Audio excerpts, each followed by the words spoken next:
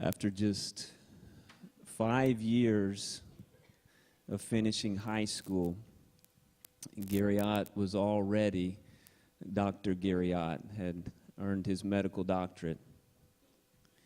After completing his residency at Thomas Jefferson University Hospital in Philadelphia, Dr. Ott took a cardiothoracic fellowship at Columbia University, Columbia Presbyterian Hospital in New York City.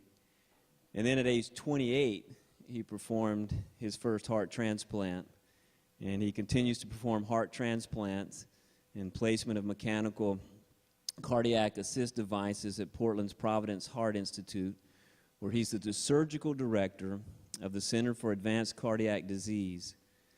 And Dr. Ott has been honored by his peers with several highly prestigious awards and other appointments due to his skill, his experience, his wisdom as a surgeon, as well as his exceptional teaching abilities. He's authored or co-authored more than 40 peer-reviewed articles and book chapters, and has held positions right here as assistant professor at OHSU and also as associate professor at the University of Cincinnati. I asked medical peers, medical colleagues too, how would you describe Dr. Ott? And I'll just give you 3 words that I received: passionate, clear thinking, and winsome. And I think we'll see all of that this evening as he presents. So if you would, let's welcome Dr. Gary Ott.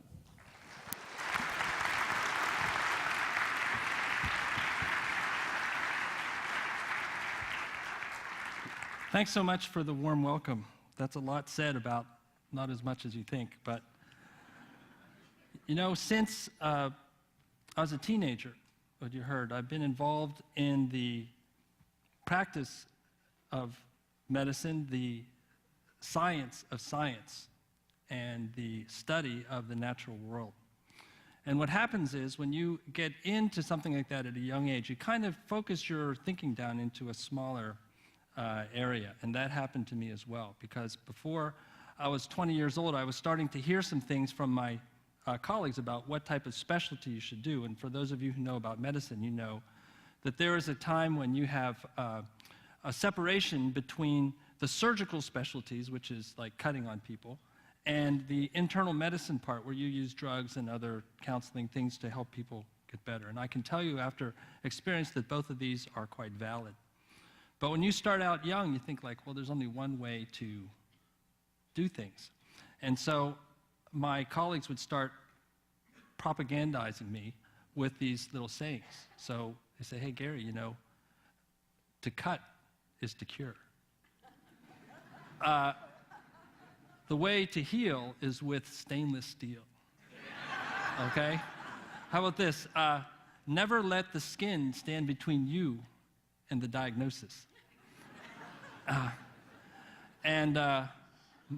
My favorite is, when in doubt, cut it out. You guys know that one already. So they sometimes say of the surgeon, not always right, but never in doubt.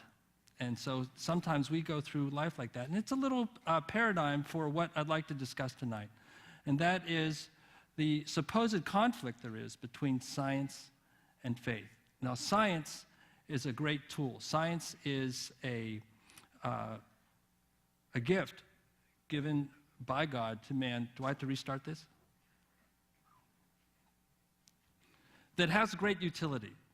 With science, we can fly to the moon, we can conquer disease, we can do heart transplants, and so we give science wide berth and a great amount of authority in our thinking in terms of its ability to accomplish and transform our environment to make our life better.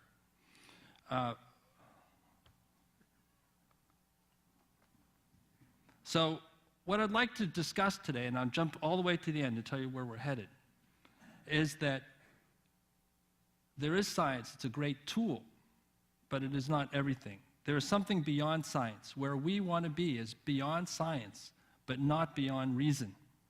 And we're going to look at how nature reveals the hand of God. It's been a great privilege to be able to be a surgeon, to be able to have people's trust, and it's a lot of fun to work on the human body, because the more I learn about it, the more I realize that we just don't know.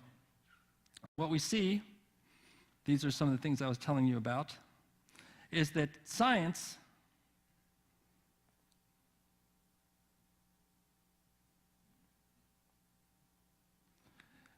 we can fly to the moon. Let's see, I took some art here. We can fix hearts, see, like that. Okay, the Band-Aid's little blood coming out there. And so, because of this, we have a lot of respect for science. And we think that it can accomplish things and has great authority. I agree with that. But there is a limit to where science can take us. Is there a place, then, for faith? What does faith do? Well, we have somewhat of a misconception, I think, in our educational system. This is a statement from the National Academy of Sciences, the highest body of scientists in the country. They make the curriculum for the science books that we learn from. Religion and science are mutually exclusive realms of human thought. I want you to think about this, whose presentation in the same context leads to misunderstanding of both scientific theory and religious belief. They can't be in the same context. They're not equal valid knowledge. One of them has theory, science, right? You get the idea, but the other one has belief. Do you catch the subtlety here and the difference in what we're saying? Let's be a little more explicit. I'll be talking some about Richard Dawkins, and he's a convenient person to quote the spirit of our age, because he is the most prolific atheist author there, anti-theist, I should say. And he is a professor of zoology in Cambridge and holds a prestigious chair in the School of Public Science, and is a frequent spokesman, and you'll see him pop up tonight. Faith is one of the world's great evils, comparable to smallpox virus, but harder to eradicate. It's a bad thing. Faith, being belief that isn't based on evidence, is the principal vice of any religion. So we need to look at, is he right? Is there no evidence for faith outside of what we would call science? Or is it the case that faith can be a response to evidence, that we don't rejoice in having no evidence for the things we believe, but rather, can we see things in nature that give us a reason to believe what we believe, to give us assurance to know that our faith is based on something real? Is there really a qualitative difference between, quote, objective science and sort of a subjective feeling of faith? And are the two necessarily opposed to each other in a mutually exclusive way that you can't embrace the two of them? Those are the things I'd like to wrestle with you tonight.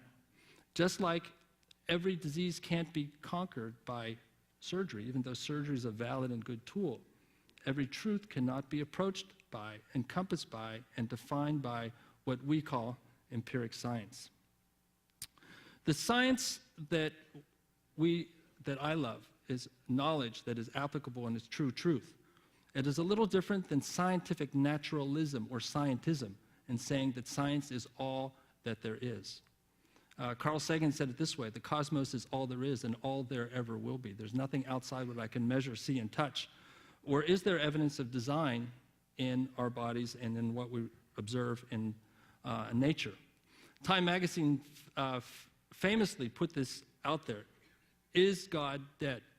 With the rise of science, or what we called science, and the success of the technological engineering devices we can construct with application of science, the places where God seemed to be relevant in life got smaller and smaller. We can explain so much of nature with scientific theory that God was getting squished into a smaller and smaller hole, and I think he's just dead now. He's just not there. Or is there evidence for supernatural things? Now, by supernatural, I don't mean non-rational.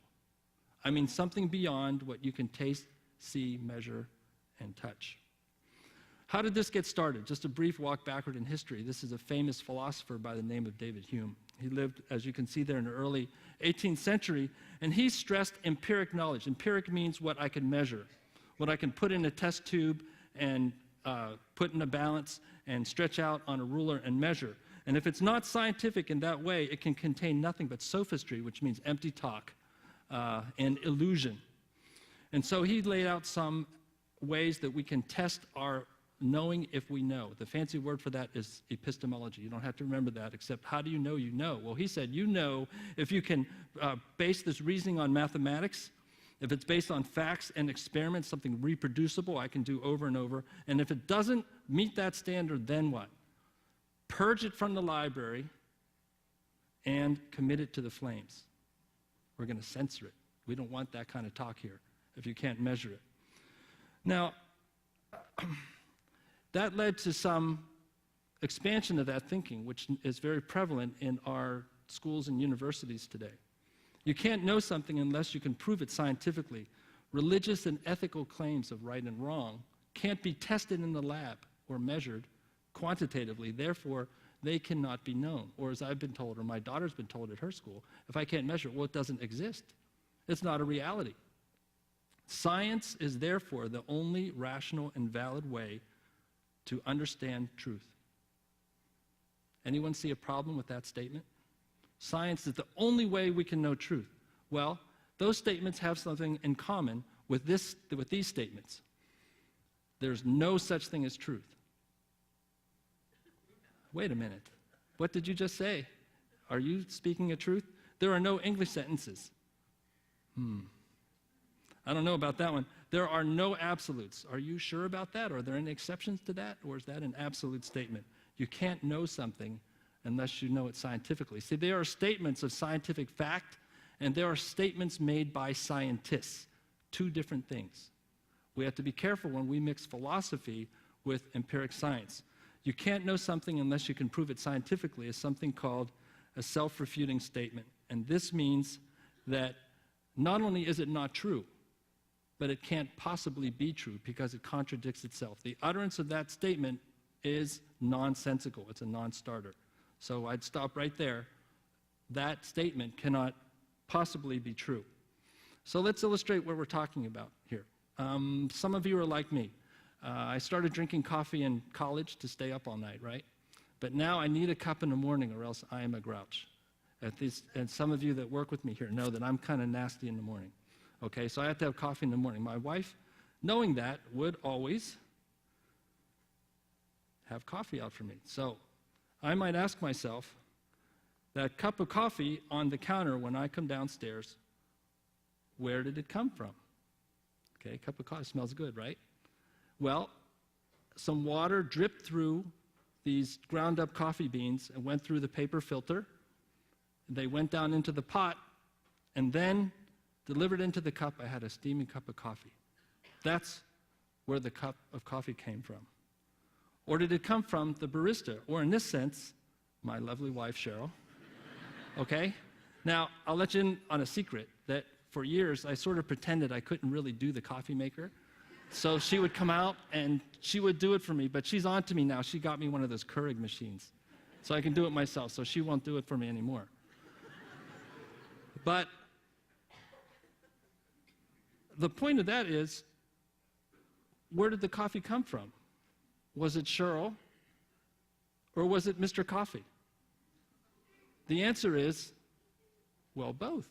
There's an ultimate cause, and there's a mechanism to get there. Does that mean that you have only the coffee maker,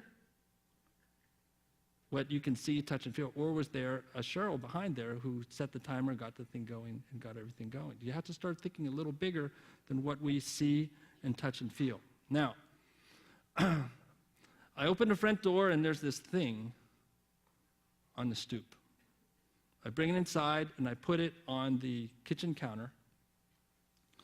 I say, I wonder what this object is. I really don't know. But I'm pretty connected now. I was in New York doing grad school, and I got a friend who is a scientist, and he's going to bring his buddies. I'm going to bring a organic chemist, a nutritional scientist. I'm going to bring a mathematician, a particle physicist, and we're going to find out what this object is. I'm going to put it there, and we're going to get to the ultimate reality behind that, whatever that thing is. So, my nutritional scientist friends, you know what? Gary, that's a glucose molecule. There's glucose in there, and I know that it yields 4 calories per gram. And you can eat some of that. And this is polyunsaturated fat. See the unsaturated bonds there, the double bond. That's bad for you. And I know that you're going to get 9 calories of energy for every gram of that you eat. And that's what this thing is. It's full of these calories in the form of glucose and unsaturated fat. You better be careful how much you eat. Okay? That's what this thing is. Okay, good. Oh, but then my chemist friends go, no, no, no. That's not all there is. This is carbon-based organic chemistry here. In fact, I can find these carbon atoms, and they all, with their sp3 orbitals, have aligned themselves at 109 point something degrees to each other. And they made this lattice work of this organic stuff. And I can describe to you the amount of energy in the chemical bonds. It's very important. So that's his description of this thing. But, you know, there's an ultimate reality beyond that, because many of you, and I know some of you in this room understand this better than I do. This is Schrodinger's equation, a wave equation, because, you know, you think you're made of particles, but actually your subatomic particles can be described more accurately sometimes as a wave function. And in order to predict the change in the system over time, we use Schrodinger's equation here. And you can see that over time I can show you the state of the system at any given point with this. This is the ultimate reality for what that thing is. So which of them is right? They're all kind of right, aren't they? But they're missing something about the cake, because my mom sent it over. That's my mom. Okay, bless her heart. She makes the cake, and she not only did she make the cake, but she had a message in the cake. Which one of the scientists could tell that? See, the scientists are correct in each one of their disciplines. They can measure it. We can measure it. We can use it. We can analyze it. We can make it more nutritious. We can make it more fatty, so I'll like it better. But unless we step back and talk to the person who made the cake, you don't know what it was for. We're too narrow in our focus. Does that mean my mom does not exist? Because the particle physicist didn't see, what's a birthday? What is that?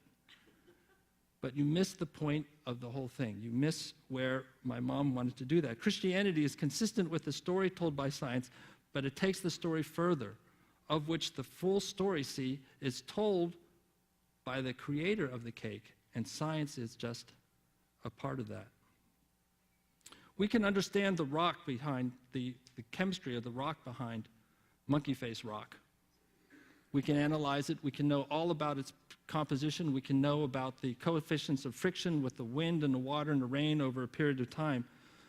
But we can do the exact same thing for Mount Rushmore and get the same numbers and miss something, unless we're ready to look for the sculptor. That doesn't make the science any less valid in looking at the rock and the physical characteristics that the rock has. But you're going to miss something when that's all that you see. And if you can't prove it in a test tube, that you won't look outside of that. We're going to see some more examples of that. This is William Paley. He's a famous, if you read the historical scientific literature, he's a theologian and a scientist. In those days, the very educated people would be active in different disciplines. And he wrote a famous little pamphlet. And this is what he said. In crossing a heath, suppose I had pitched my foot upon a stone and were asked how the stone came to be there. For anything I knew to the contrary, it might have been there forever. But suppose I had found a watch upon the ground, and it should be inquired of how the watch came to be there. The watch must have had a maker. Every indication of contrivance, every manifestation of design which exists in the watch also exists in nature, and this to a degree beyond all computation. Now, it seems like a compelling argument, right? Because it seems absurd that the watch should just appear the way a stone would that you stub your foot upon. But this argument was quickly destroyed by David Hume and his followers subsequent to this, because it was said at that time that the human body or biological systems are nothing like machines. This is a bad analogy. Reverend Paley, you're barking up the wrong tree. Actually, he's ridiculed now for reasons that I think are unjust. Because in the intervening years since he wrote this, we have found that our body is actually very much like a machine. It's more than a machine, but it happens to be the most complex machine we know of. Now, this tennis ball, suppose that you made this, we could make a hydrogen atom the size of this tennis ball. Okay, hydrogen atom, one electron, one, this is the, for you chemists out there, we'll pretend it's the orbit of the electron, okay? It's got a proton inside there too, but if we could make a hydrogen atom this size, how big would a cell in your body be? If we made a hydrogen atom the size of this tennis ball, blew it up big, big, big, big, how big would a cell be? Well, if we drop one out of a helicopter over this American city, you would see that your cell, one cell in your body, would be about the size of Manhattan. About 6 miles up, a mile and a half across. There's a lot of stuff in Manhattan. I trained there. And there's a lot of activity. There's libraries. There's a subway. There's a telephone system. There are sewers. There is a power grid. This is all part of what makes a cell work in analogy. And in terms of size, the cars and trucks that travel the highways and the subways that go beneath the streets are about like the molecular machines that we need in order for a cell to have regular metabolism. It is estimated that you have 100,000 different proteins inside each one of your cells that does a different function. Now, how many cells are there in your body? Anybody know? No one really knows, but we have a guess. And the guess is about the size of the national debt. Now, how big is the national debt? Anybody know now? Any kids in school know what the national debt is now? 17 trillion. It's between, right, 17 trillion is the national debt. It's estimated that in your body, inside your body, are about 15 to 20 trillion cells. Obviously, no one's counted. Now, that's a big number for me. I'm a simple guy. I never even made it through physical chemistry, okay, because I skipped the medical school a little early, so big numbers are hard for me. So I'll put it like this. This is monopoly money, but just imagine that a stack of $1,000 bills was this high, 4.3 inches. How much money would that be? About $1 million. More than a life savings for a lot of us. Okay, so this is $1 million of $1 million of a stacked $1,000 bills, about that. $1 billion, how high would that stack be? About from here to the red light out there on Weir would be $1 billion. Getting sick yet? How much is $1 trillion of stacked $1,000 bills? From here to Mount Hood, okay, about the timberline, is a stack of $1,000 bills. That's $1 trillion, that's 1 trillion, okay? So it's a lot of money, it's a lot of cells. These cells associate with each other in a coherent way. They talk to each other and they're arranged in a manner that give you function in a larger body. Yet within each one of them is molecular machinery that we can only marvel at. The machines inside your body, the molecular machines that do the work of keeping you alive, are now being copied in labs across the country. It's called nanotechnology, molecular-sized machines that can do the work that we find inside your cells right now. And the way they're designed by scientists is to mimic what we find in nature. Somebody put it there before us, and these machines perform specific processes, burn energy, and are very much valued by chemical and pharmaceutical companies. If they can copy this, then it's a great boon to our scientific enterprise. Those things do not happen by accident. Let's bring it to an area that we can see. Is there really any evidence for the supernatural? This is a heart, and it's near and dear to, no pun intended, my own heart here. It beats 100,000 times a day, and it pumps about 2 tanker cars, like railroad tanker cars, of blood a day. Never gets tired, but sometimes when it gets run down, we have to put in a machine to help it. This is one of the machines that we implant where I work. This is called a HeartMate 2, and it assists in pumping the blood, and it pumps in one direction to unload a failing heart, what we call the ventricle, the pumping chamber, and we pumps blood back into your body under pressure. It spins a little turbine rotor, literally designed by out-of-work NASA scientists, who designed a little propeller that spins around 9 to 10,000 RPM and delivers the blood without ripping it to shreds. It's a marvel of engineering. It's battery powered. You can see us getting it ready in the operating room here, and we're hooking it to a heart that is failing. And you can see that it's important to get all the air out. We have to line it up just right so that the flow pattern through the device is what we call laminar, that is not having turbulence so it doesn't make clot. And this is the finished product.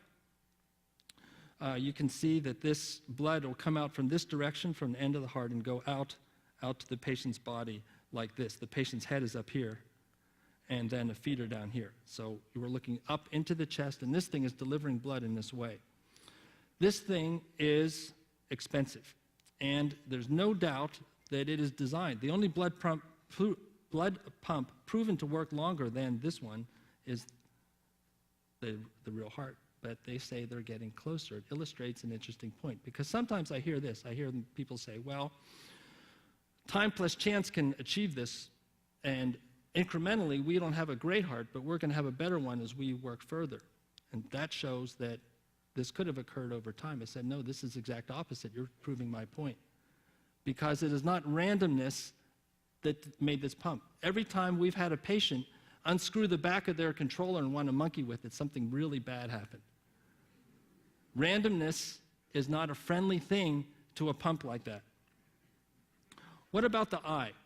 This is one of the organs that bothered Darwin a lot. Our eye compares favorably to HD TV. Okay? HD TV, your big TV at home, has about how many pixels? Guys, kids all know this. I had to keep looking it up because it's not something to keep track of. But you could have maybe 1200 by 1900, okay, pixels on your screen. Does anyone know how many pixels are in your eye? About 5 billion. What is the refresh rate for HD TV? That is, how fast does it change? If you go to a movie theater and you watch the frames tick by, it's about 24 per second.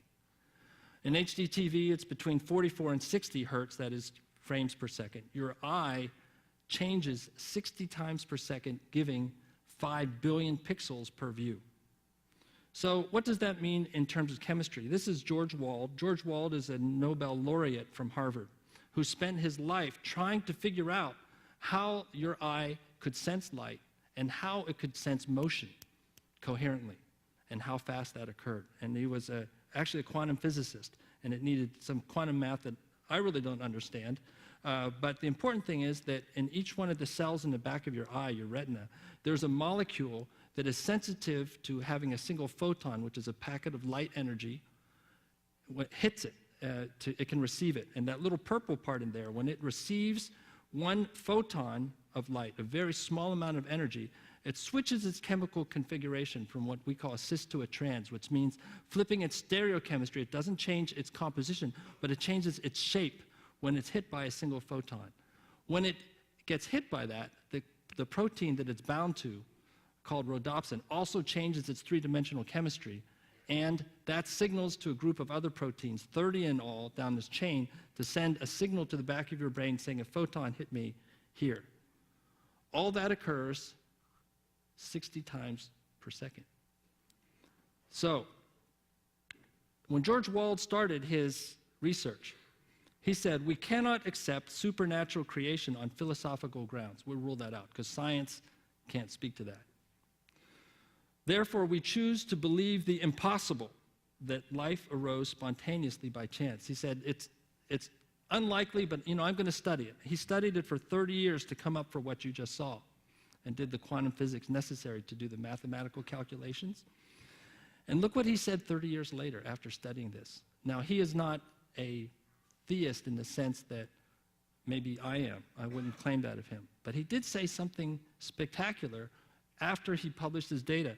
I must confess with some shock, it is mind that has composed a physical universe that breeds life. There's something more to this than chance. And he studied this for 30 years and came up with this. And this Nobel laureate said, there's something more to this than I see.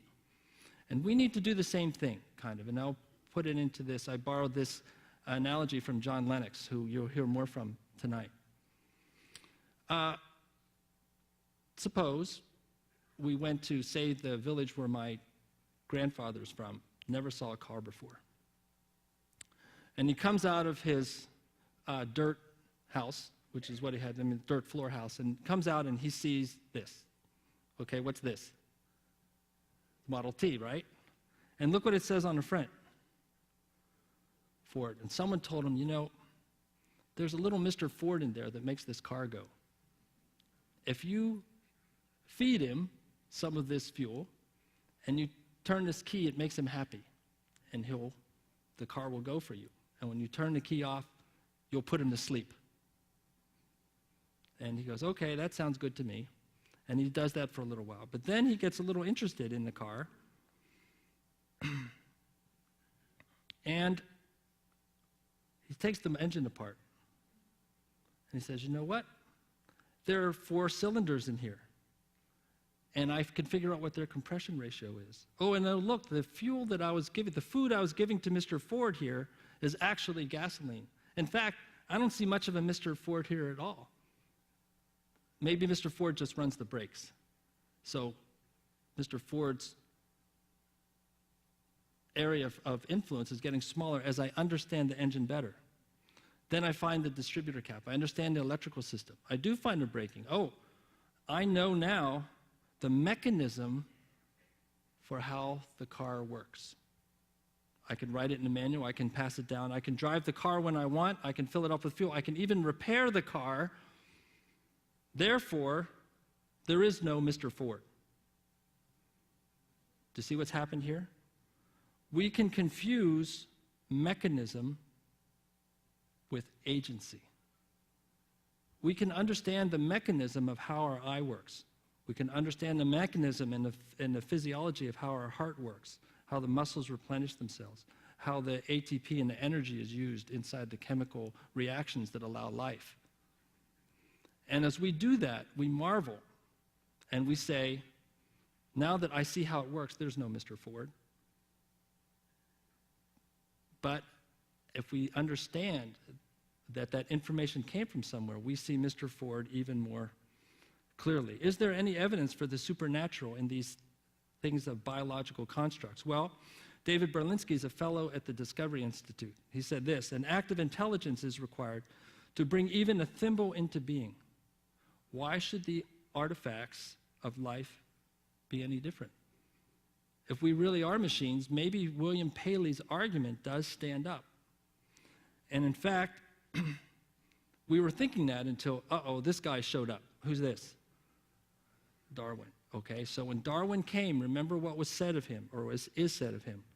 Darwin makes it intellectually capable. It gave us an intellectual escape to be an atheist. It made it intellectually respectable now to push God out of the picture. There is no Mr. Ford, because now we have a mechanism for how we came to be. That there's some problems with that thinking, because the original thesis and the only thing that's out there in terms of bringing new information to biological systems is time plus chance. That's what Darwin says. That's what the neo-Darwinists, that is current-day Darwinists, would say. Time plus chance can produce complex life. But as we've seen from George Wald and every example of biological systems that's been studied, it's so fantastically complex that even Richard Dawkins, the high priest of atheism, can't pretend that it occurred just by chance.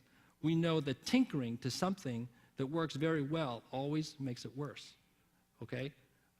When I was in 9th grade, I had this course called Power Technology, and I had to bring a lawnmower into school, and we would tear it apart and put it back together again and learn how it works. Actually, it was a very good course. But it was kind of bad because my dad had bought a brand new, it was a Sears Tecumseh. Everybody there had, I still remember it. I took it in. I didn't even know what a gasket was. You know, those cardboard things on the inside? I threw it out. I thought it was like, no. I took it apart. So it came time to put it back together. Well, guess what? It didn't work. When you have randomness working on a system that is finely tuned, you do not get a better lawnmower. You get big trouble and tall grass at home. Time plus chance. Dawkins has given up on that. It is grindingly, creakingly, crashingly obvious that if Darwinism were really a theory of chance, it couldn't work. We understand that. You don't need to be a mathematician. That's me. I'm not a mathematician. To calculate that an eye or a molecule would take from here to infinity to self-assemble by sheer higgledy-piggledy luck. In other words, we agree, it really is absurd to think that only time plus chance can lead to us coming up from the muck, okay? As they say, from goo to you. Some people say that. And Darwin's starting to think about that. What are we to make of that? Well, maybe it's not randomness. The answer must be natural selection. And this is what Dawkins says too. With natural selection, we can make simple things into more complex things. We can take a finely tuned device and make it even better. Well, there's a problem with that too, and we've seen this over time. Natural selection presents some barriers to creative force because natural selection does not innovate or create. It only destroys. It is natural selection, not natural innovation. You watch a cheetah stalk an ibex, and you realize that this act of killing the ibex cannot produce a cheetah or an ibex. It only destroys. It does not create new biological information. So it's not possible to come up with new innovative biological systems by natural selection. One of the great challenges, Dawkins says, to the human intellect over the centuries has been to explain how the complex, improbable appearance of design in the universe arises. Look at that word. Improbable appearance of design. Biology is the study of complicated things that give the impression of having been designed for a purpose. You mean, what you're actually saying is, if you just look at the evidence, you would just assume that it's designed. Does he really know better than that? This is a picture of Anthony Flew, who, if you read philosophy, is one of the most influential atheist philosophers in the 20th century. He had a large following, high academic position. And what he said as he studied the DNA molecule was that the latest biological research has shown that unbelievable complexity is necessary to arrange life. Intelligence must have been involved. And he was intellectually honest enough to say, I simply had to go where the evidence leads. The evidence is there for design in biological systems. Now, proof. Let's talk for a second about proof. Proof is a tricky thing because the way we prove things in the lab is different than the way we prove things that have occurred only one time in history. The origin of life in on our world has only presumably happened one time. We can't go back and do it again. So we have to make inferences into the evidence we have to go back. You can't reproduce those conditions. And sometimes we have blocks in our own thinking about what evidence we're going to accept. That's Woody Allen's famous quote. Would you believe in God? Well, only if he put $1 million in a Swiss bank account for me. You see, there's only some things that we're willing to look at. Yuri Gagarin, first man in space, looked out at the stars and the incredible universe that's out there, and he says, hey, I looked up there and there's no God up here. What did he miss? Or what are we missing? Is there really any evidence for the supernatural? The evidence we have is not proof in the sense of a mathematical theorem, but it is available lines of evidence that lead us to a trajectory, to a reasonable and assumable conclusion that is congruent with what we see. The things of this world are but signs and pointers. We must let them lead them to our course. You take a step of faith based on reason, based on evidence, and you take another step, and it leads you to a conclusion that is reliable. Let's take a minute and talk about cause and effect. Cause and effect is the cornerstone of scientific endeavor. That you make a change in the system, you see what effect it does, you measure it, and you use it to your advantage. I took a recent trip, and I always like to read, I actually do like to read the Scientific American. So this last issue was interesting. It was about time. Can anyone here tell me what time is?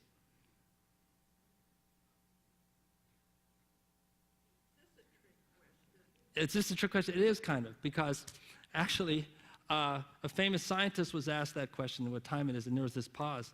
And he said, I just gave you my answer. And Paul Davies is one of the most popular science writers now. He's a professor, a theoretical physicist at Arizona State University.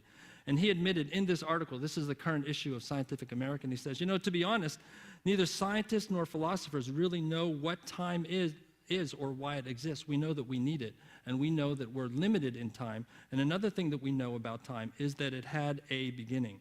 Time had a discrete beginning. I'm not here tonight to tell you when that was. But all available lines of evidence point to the fact that the universe showed up out of nothing in such an ordered form that it's been running down ever since, down like this. This is time along this x-axis here. And Einstein's theories, which are now more than theories, predict that we had to have started, that is, everything that we could see, measure, or swim in, if you will, our total experience, had to snap out of nothing from a place that had no time. And these theories have been backed up by a lot of experimental evidence.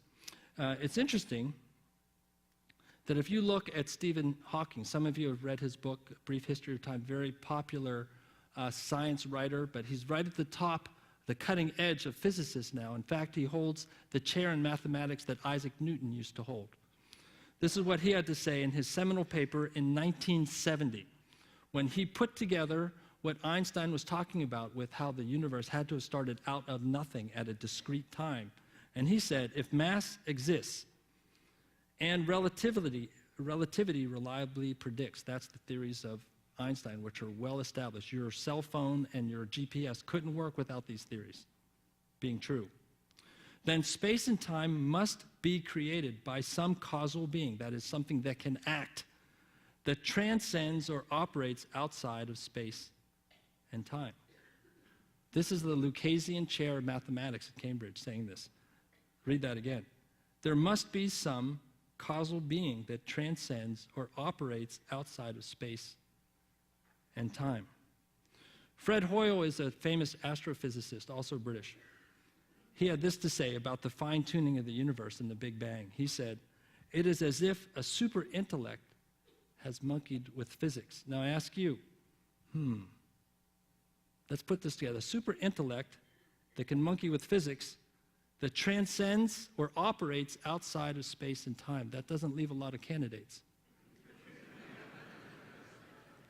This is what we're taught in our physics, though. Whoop, let's back up here. This is what we're taught here, that there's no, try to just imagine this, having no mass, having no space, that is, no height, no depth, no width, that there really is nothing. Our minds rebel at the thought of thinking that there could be nothing, and no time, and nobody. Can you even imagine such a thing? That's what existed before the Big Bang. We're taught that nothing plus no space, plus no mass, plus no time, plus nobody equals everything. Right? That's what we're taught. That sprung out of nowhere. Well, how did it come? Oh, there's many universes, it doesn't get us anywhere because you still had to start with something. Hubert Spencer is a polymath, that is a man of many disciplines who lived around the turn of the century. He's a physicist and scientist. He tried to sum up everything in the universe in a few words. He said, what is out there? What is the sum total of our physical reality? Well, out there, there's time, there's force, there's action, that is, something has to happen, and the force makes it happen. And then there's space, our 3 dimensions, so that we can operate in this space-time. And there's mass, that is, there's something there. Does that remind you of anything?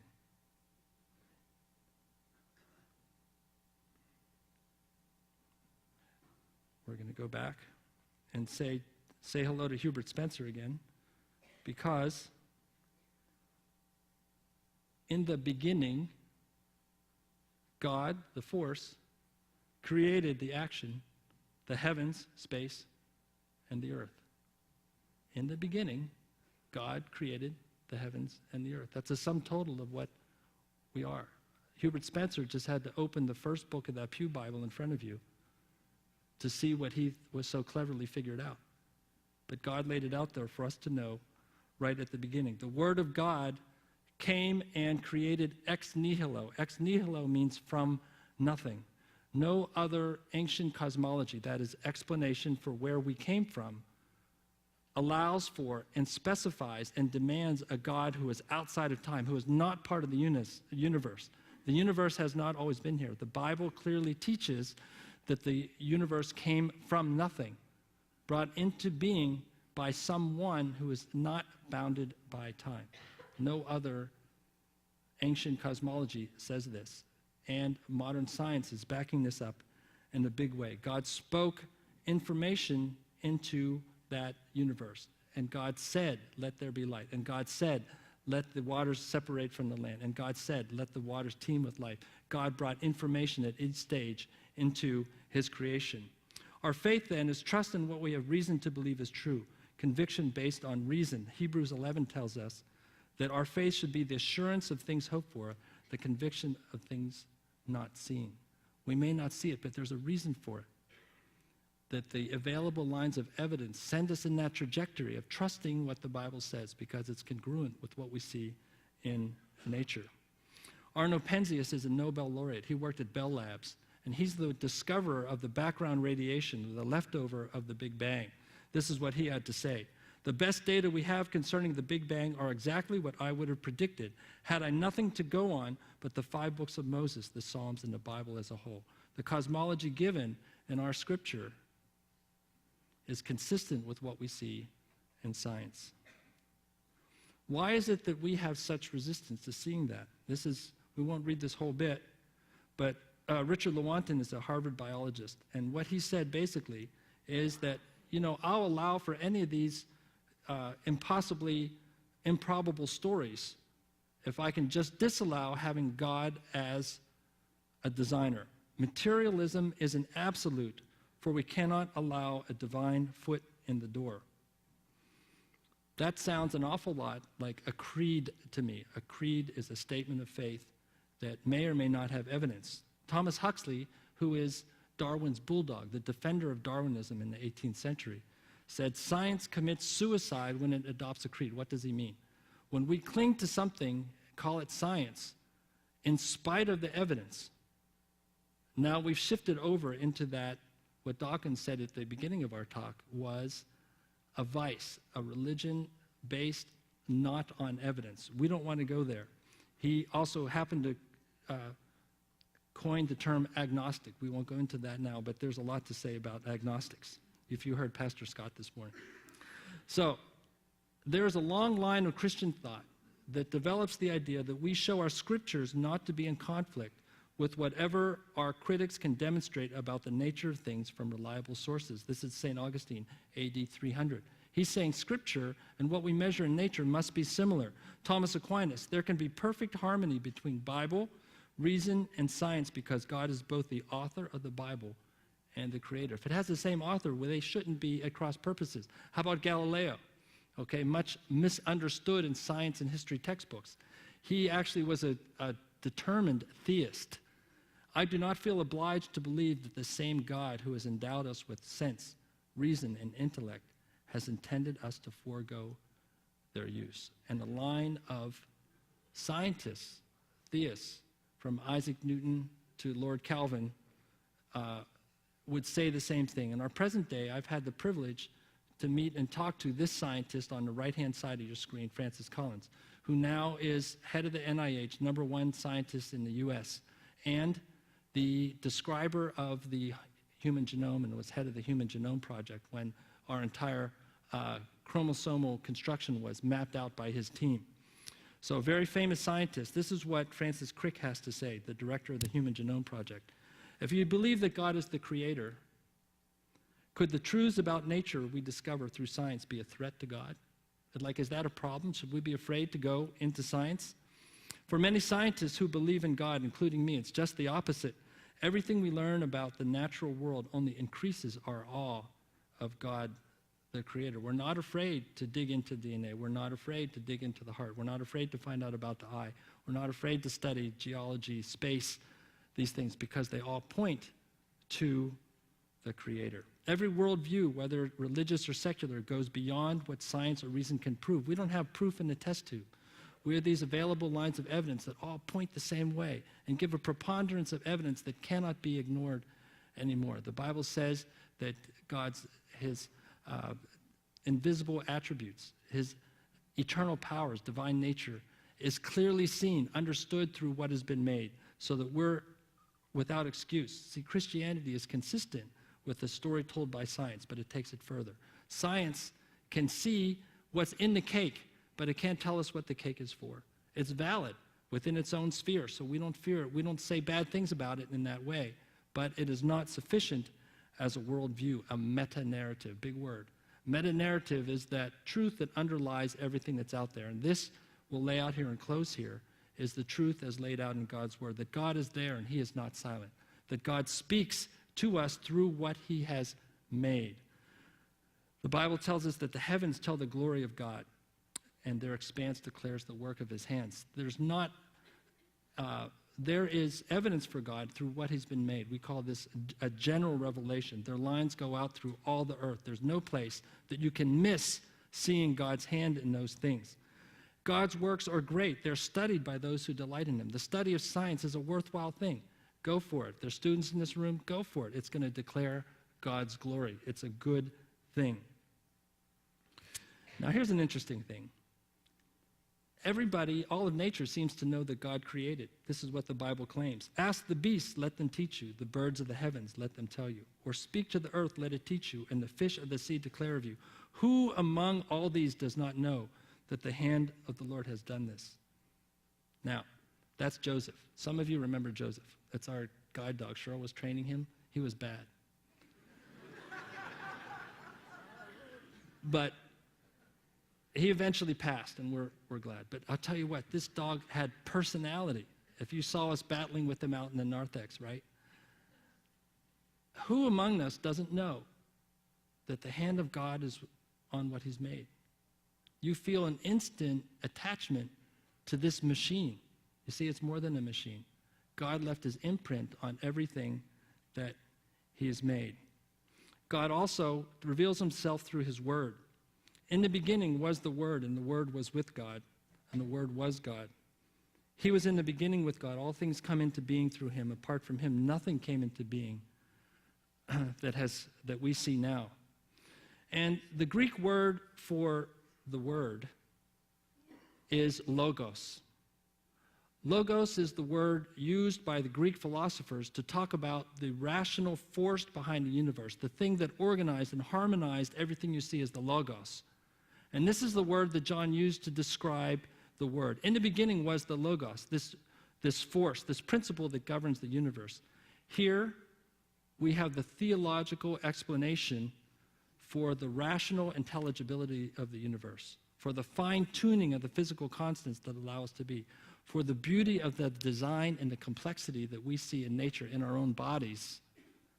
This is the theological reason for it. What lies behind the universe is not a set of impersonal laws, physical constants, but a person. The thing, the person behind the universe left his imprint on it. He is God. Thankfully, He revealed Himself through the Logos.